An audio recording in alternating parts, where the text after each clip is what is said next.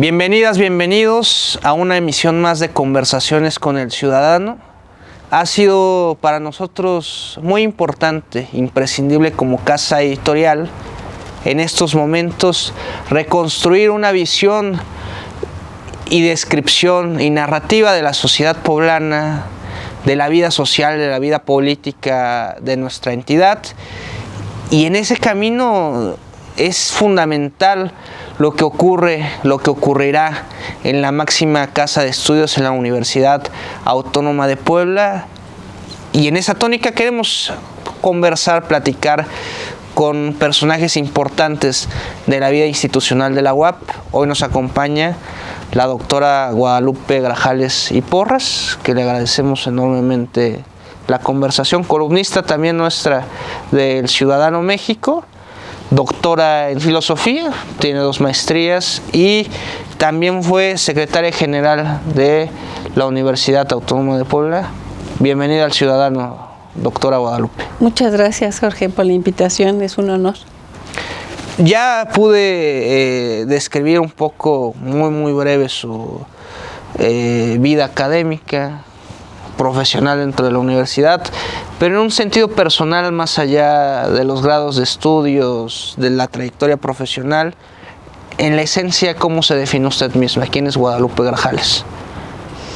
Pues Guadalupe Grajales empezó a hacer de la UAP, primero como estudiante, entré en el año universitario, en 68, empecé mi carrera de filosofía, pero como maestra empecé en 69, fíjate, estaba yo en segundo año de carrera y había una crisis en la preparatoria de Benito Juárez, había ausencia de maestros y me pidieron que colaborara y entonces pues entré a la Benito Juárez a dar clases de lógica en la diurna, porque antes estaba organizada así, creo que hoy también, y de ética en la nocturna. Tenía yo 19 años en ese entonces y así inicié mi carrera, tanto magisterial como dentro de la UAP.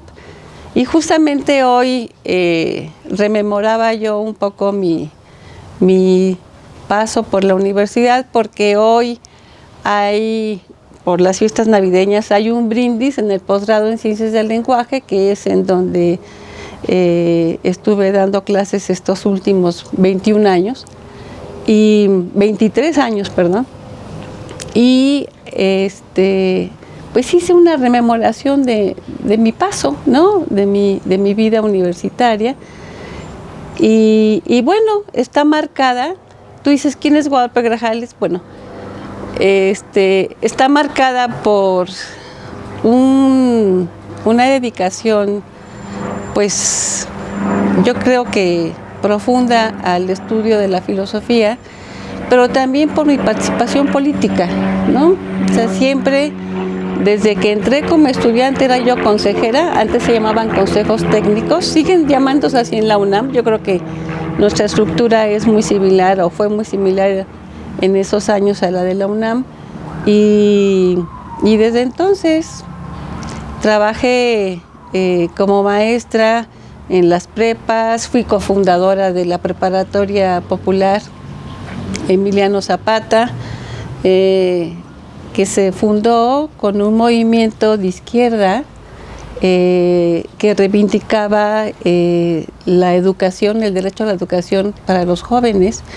Y todos estos jóvenes eran rechazados de la Benito Juárez, que era la única prepa que tenía la universidad. Entonces eran rechazados y eran muchísimos, eran cientos de estudiantes. Y nosotros éramos, todos los que fundamos esa preparatoria, pues éramos estudiantes también de nuestras distintas carreras, de economía, de física, de matemáticas, de filosofía, de historia. Bueno, pues todos contribuimos a generar esa prepa, que es un símbolo, digamos, de lo que puede hacer un movimiento, ¿no? Estudiantil y social en favor pues de los derechos, ¿no? de los jóvenes en esta ocasión, por tener una educación media superior. Entonces se crean 70 y fui maestra de ahí 2 años, y ya cuando empezaron a pagar, porque no, por supuesto que no cobrábamos, no era una prepa reconocida, hasta que se reconoce empiezan a pagar, y ya para entonces pues yo ya había entrado al Colegio de Filosofía como maestra, porque ya me había yo graduado. Yo me gradué en febrero de 72, y el maestro Altieri, que fue fundador también de la Escuela de Filosofía y Letras y era en ese entonces el director de la escuela, me dijo, porque era mi maestro de toda mi vida, y entonces le dije, yo quiero hacer tesis, maestro. Me dice, no, qué tesis ni qué nada. Te gradúas por examen general de conocimientos, dice, porque no tenemos maestros. Entonces, así entré al Colegio de Filosofía, también por necesidad de maestros, ¿no? Los que habían fundado la escuela en 65, pues muchos ya se habían regresado a la UNAM, eran profesores de la UNAM, excelentes profesores. El fundador en filosofía era el maestro Joaquín Sánchez MacGregor, entonces, pero ya no teníamos profesor otra vez, ¿no? Y bueno, entonces me recibí con examen general de conocimientos y de inmediato entré a dar clases al Colegio de Filosofía. Entonces, pero junto con eso, mi vida política siempre, ¿no? O sea, era yo consejera. En ese entonces, el movimiento de reforma universitaria, pues empezó a gestar una nueva estructura de gobierno dentro de la universidad, lo que llamamos en ese entonces el cogobierno. Entonces, nosotros éramos consejeros, profesores o alumnos, pero de lo que llamábamos consejos de gobierno, y eran organismos paritarios. Desde ese entonces teníamos los organismos paritarios. Y el movimiento de reforma, bueno, pues nos llevó a una transformación profunda de la universidad, ¿sí? Y encabezaba, digamos, ya desde la rectoría ese movimiento, pues el maestro Rivera Terrazas, que también había sido mi maestro. Él nos dio clases en filosofía de fundamentos de las matemáticas, fundamentos de la física, fundamentos de la astronomía, historia de la ciencia. Bueno, fue también un gran mentor, junto con el maestro Altieri. Y entrando igual o siguiendo esta línea un poco del psicoanálisis, que nos platique sobre su infancia. ¿Quién fue la niña Guadalupe Grajales? ¿Cómo se desarrolló su infancia?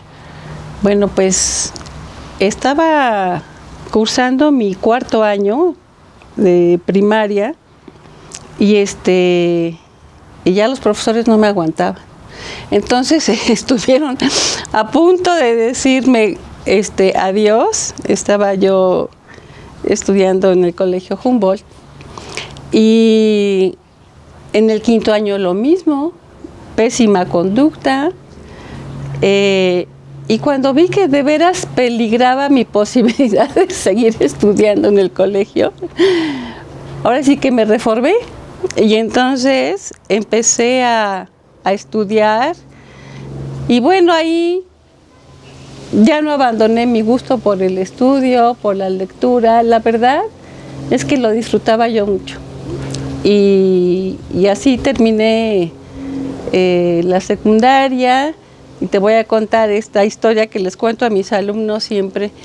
Y me dice mi mamá, mijita, te vas a estudiar con las madres, ¿verdad? Le digo, no, mami, quiero hacer la prepa. Entonces hice la prepa en el colegio. Me dice, cuando terminé la prepa, mira qué insistente mi mamá, ¿no?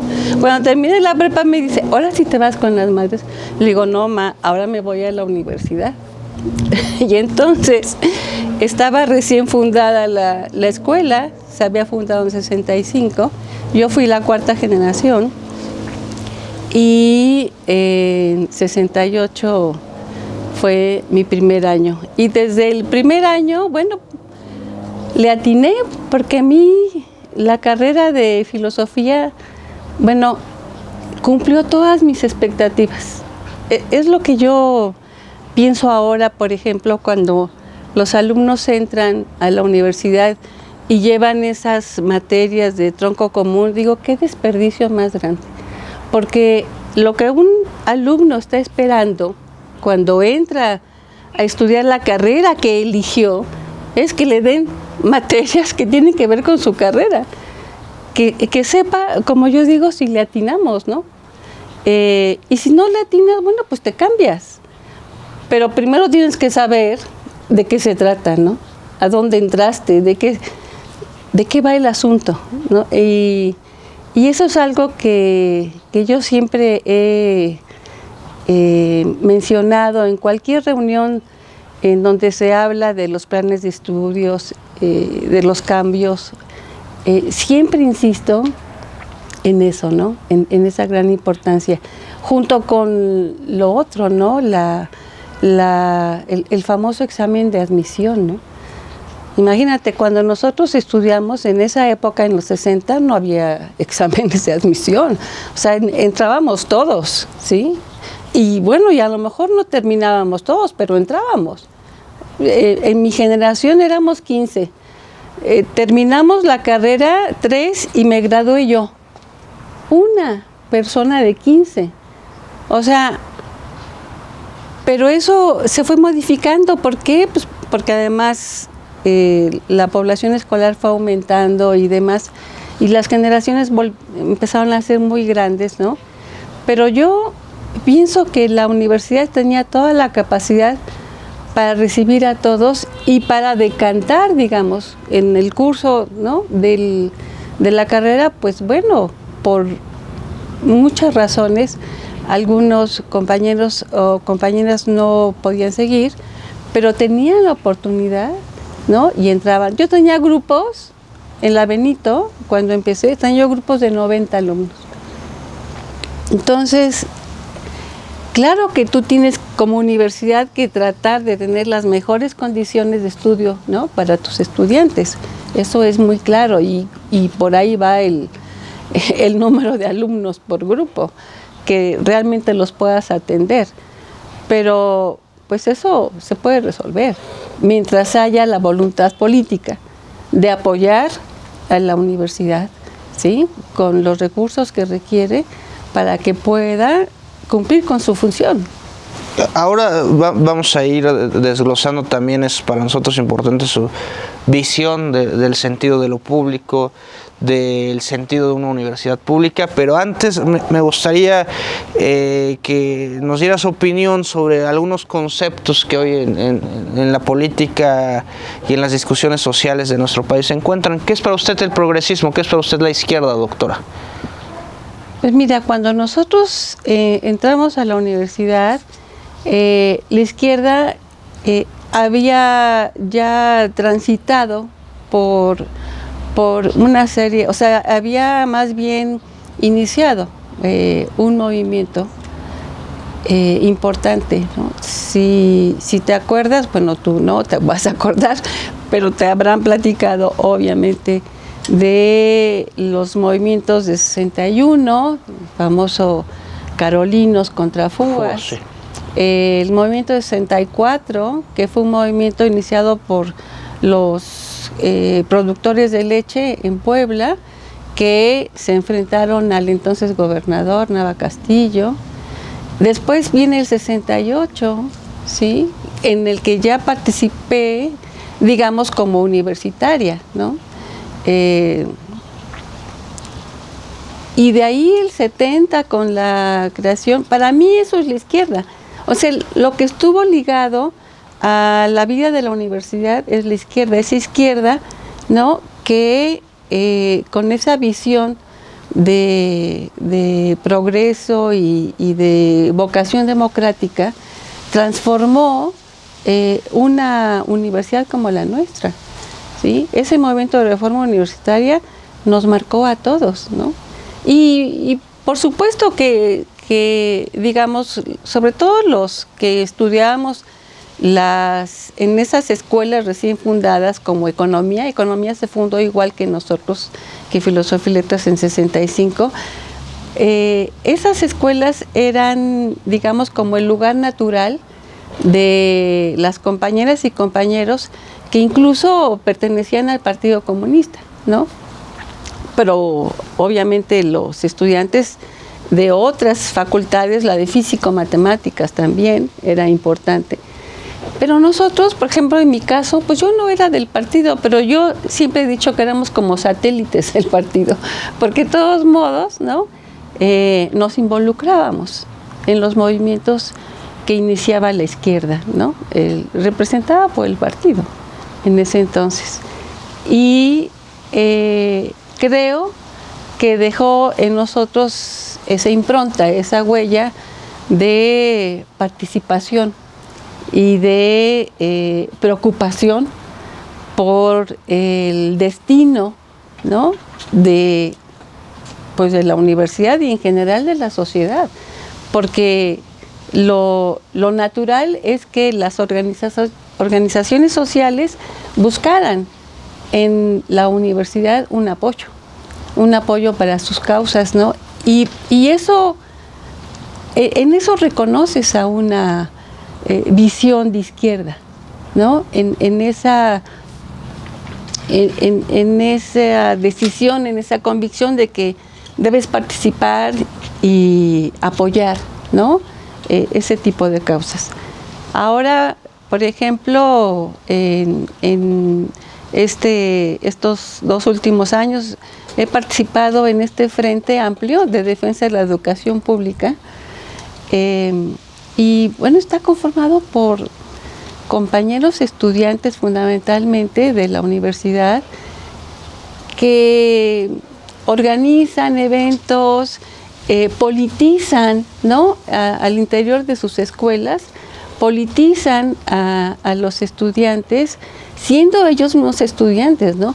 Pero por la experiencia que tienen y la formación política, ¿no? Que han obtenido dentro de la misma universidad, ellos se preocupan por este tipo de problemas, de causas sociales, ¿no?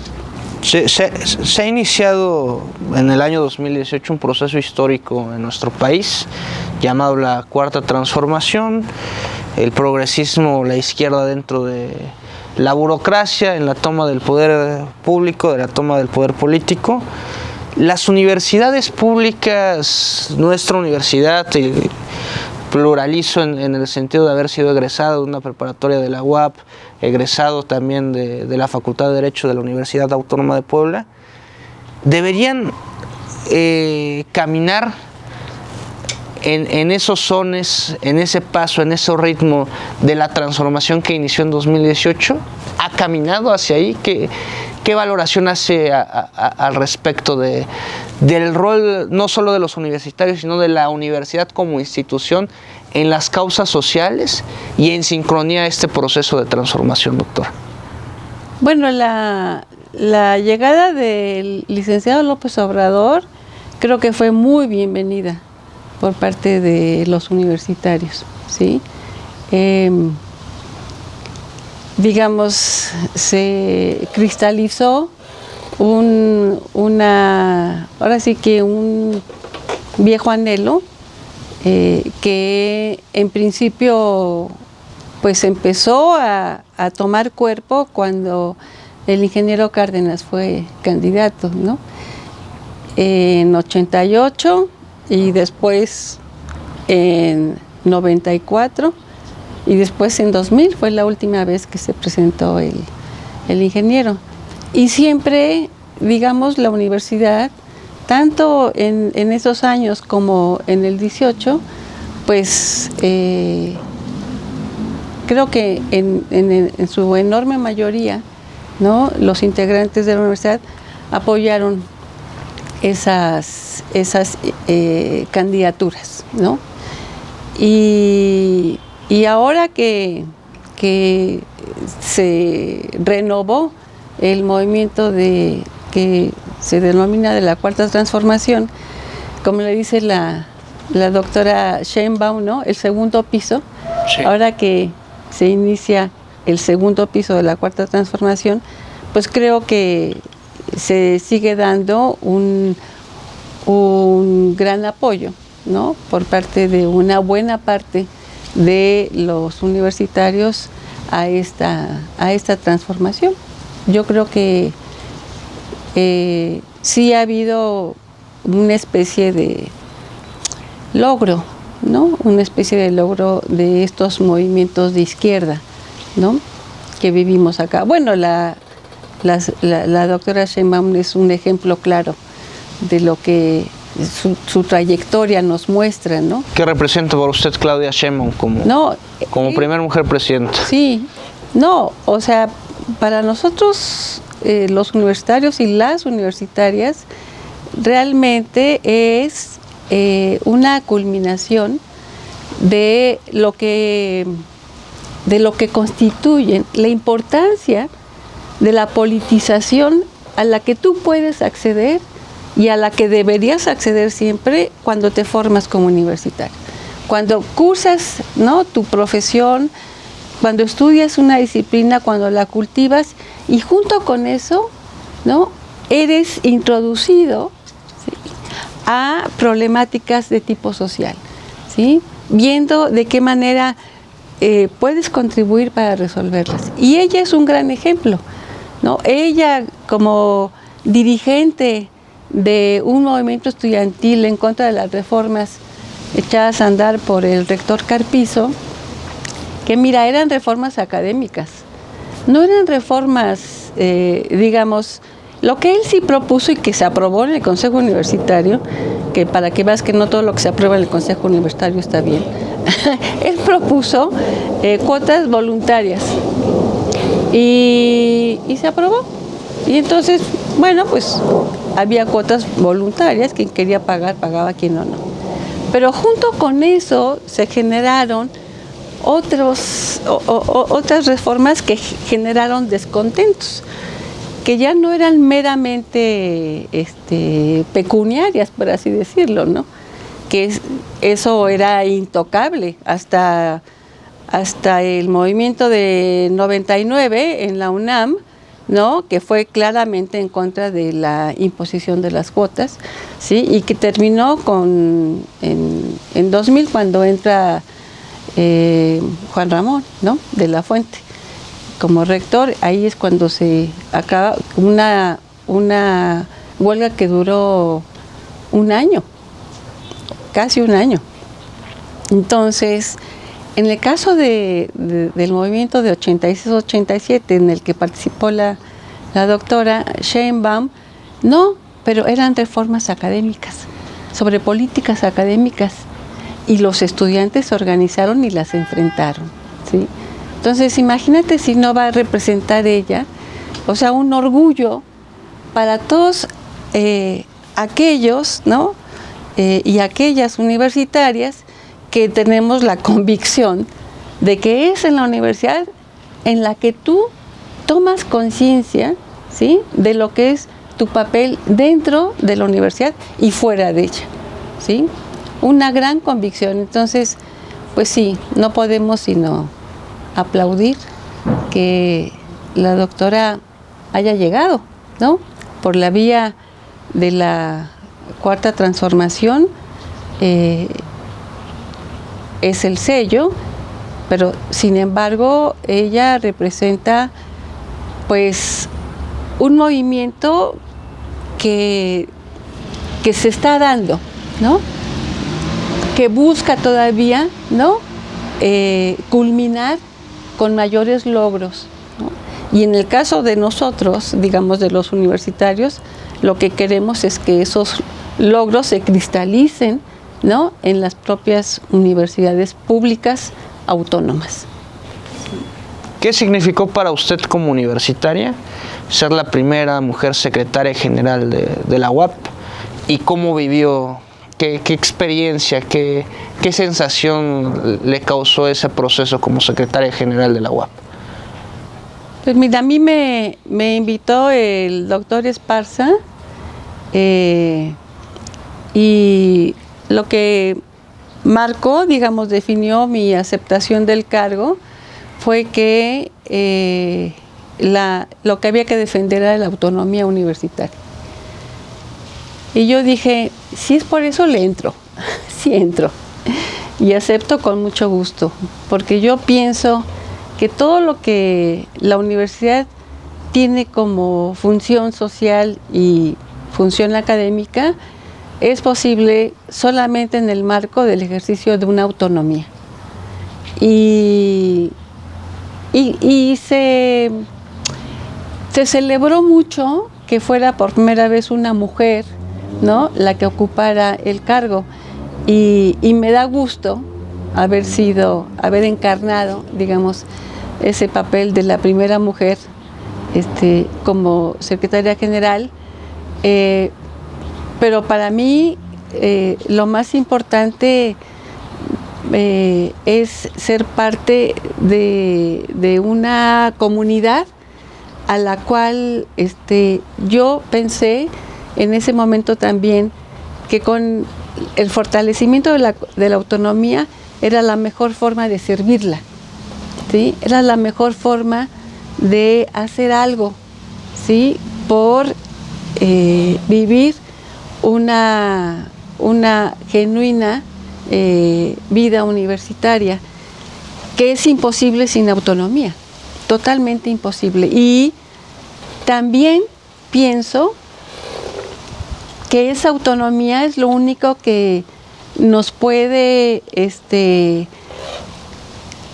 por así decirlo, guiar para tener una concepción clara de lo que queremos como universidad. O sea, como le denominó el licenciado López Obrador, a las reformas neoliberales, ¿no? Con esas reformas realmente la autonomía se perdió. Y lo que tuvimos desde los 80 fue un sistema, digamos, elitista dentro de la universidad, de todas las universidades públicas. Y yo creo que también por decisiones globales, ¿no?, la universidad se puso al servicio del mercado, un instrumento más del mercado. O sea, se perdió esa concepción de la universidad, digamos, medieval, que es esa reunión de los estudiantes o de los profesores en torno a alguien, ¿sí?, que puede ser ese líder, ese guía de cómo, ¿no?, de cómo cultivar las disciplinas, las distintas disciplinas. Ahora, si tú te asomas, ¿no?, a la oferta educativa de las universidades, hay cientos de licenciaturas, ¿no? Aparentemente porque obedecen a requerimientos del mercado. Y yo digo, ¿será que estamos haciendo bien? Generar una licenciatura tras otra, ¿en aras de qué? Yo pienso que lo que tienes que cultivar es las disciplinas básicas, y que a partir de las disciplinas básicas tú vas a derivar una serie de especialidades, ¿no?, que tienen como tronco esas disciplinas básicas. Piensa en tu plan de estudios, el de Derecho. Sí, sí, claro. Con tus terminales, ¿no? Tenías tus terminales. Bien. Y después se consideró que era necesaria una licenciatura en consultoría. En consultoría jurídica, sí, ¿no? Y la otra en criminología. A lo mejor sí, o sea, lo que te va dando, digamos, generando la necesidad de la creación de nuevas licenciaturas, pues es la profundización, tanto la disciplina como lo que requiere, ¿no?, la sociedad para atender distintos problemas. Por ejemplo, lo de criminología, ¿qué te hace pensar? Pues que hay un sistema de justicia, quizá, que tendría que repensarse. Bueno, acaba de haber una reforma, ¿no? O está en tránsito, ¿no?, una reforma.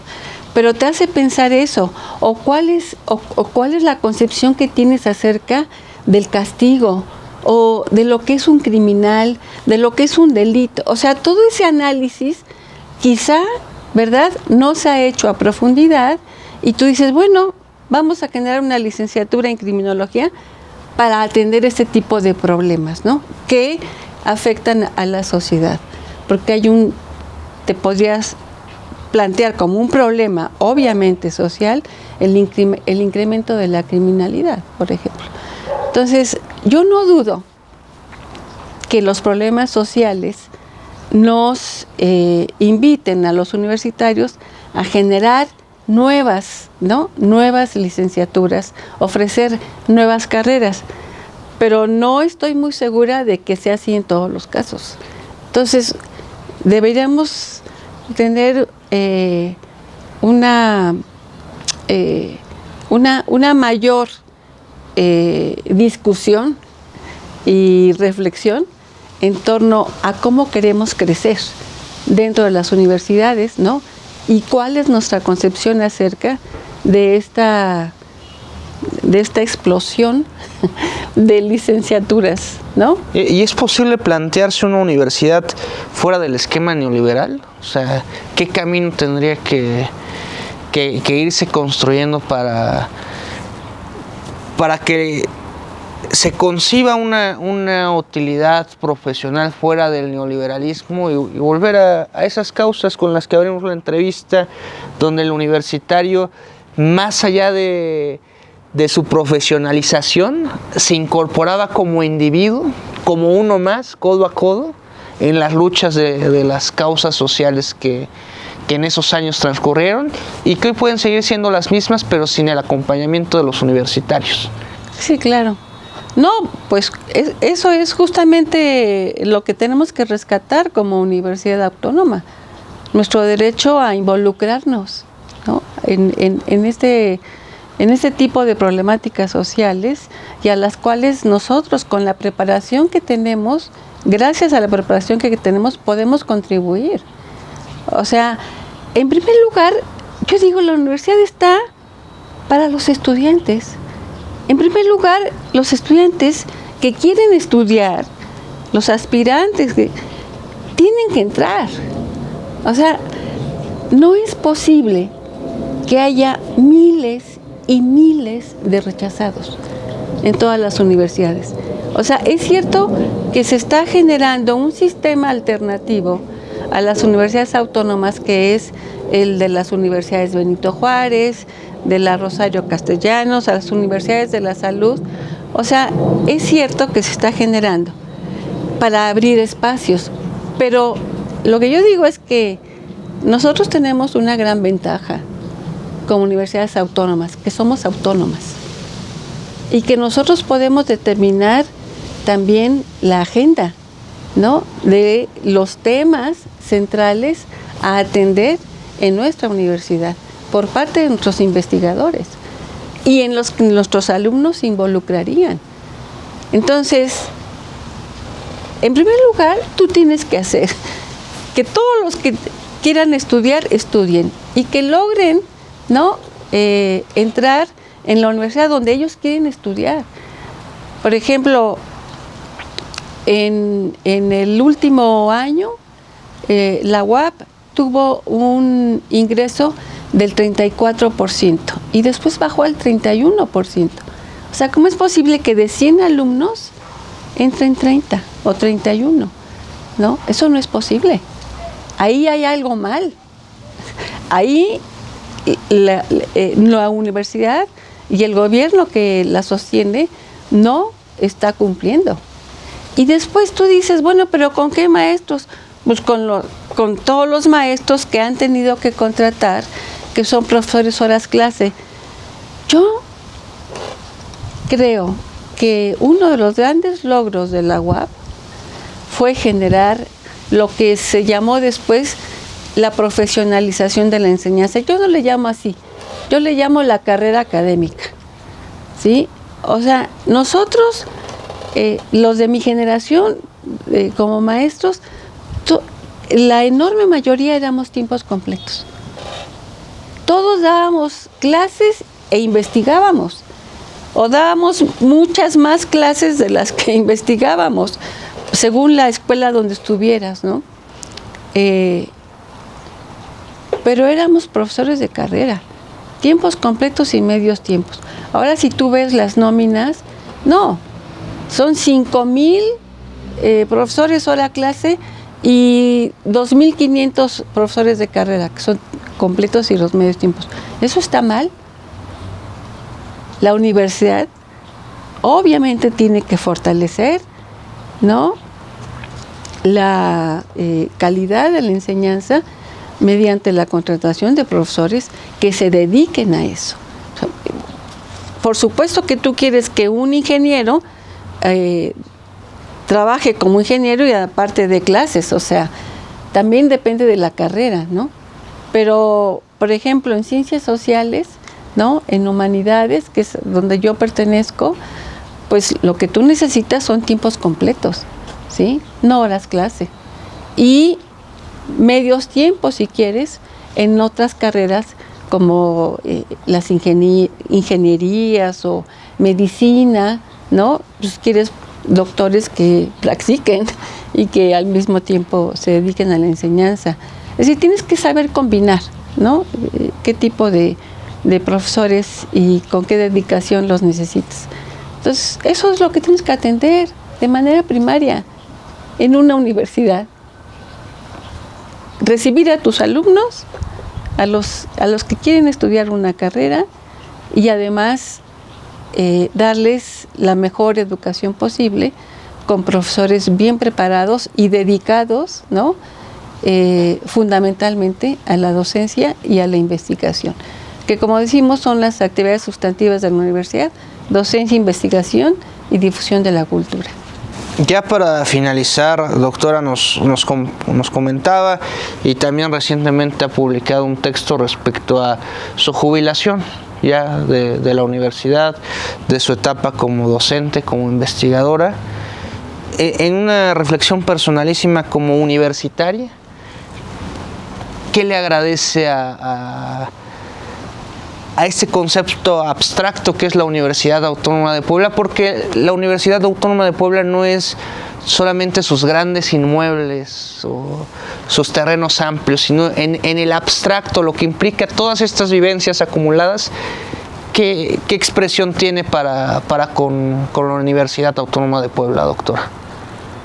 Pues mira, eso reflexionaba escribiendo este artículo sobre mi despido. Digo, hoy me despido de mis alumnas y de mis alumnos, de mis compañeras y compañeros maestros, de mis compañeras y compañeros administrativos, y me despido con una convicción de que me dediqué y cumplí, porque creo que durante toda mi vida universitaria traté de formar en mis alumnos y mis alumnas a personas libres, autónomas, dignas, que estuvieran preparados para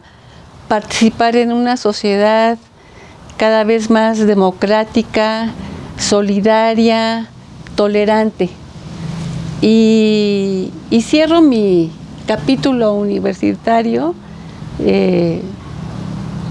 pensando que, como en todo lo que trata sobre el ámbito educativo, tú no puedes nada más hablar y actuar después quién sabe cómo.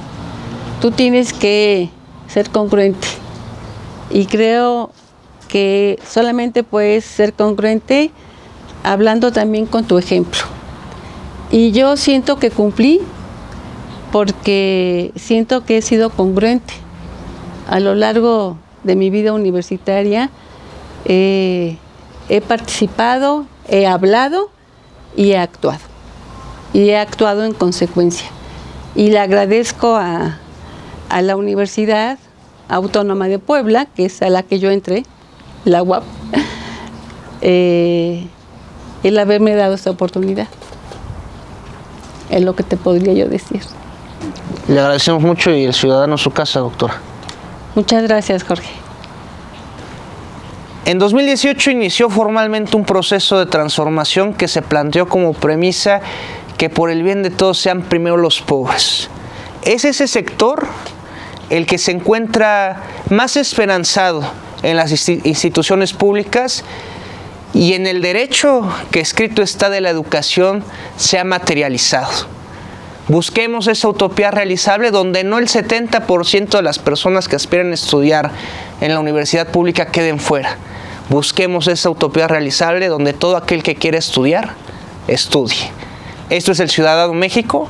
Comenten, compartan. Nos vemos en la próxima. Muchas gracias.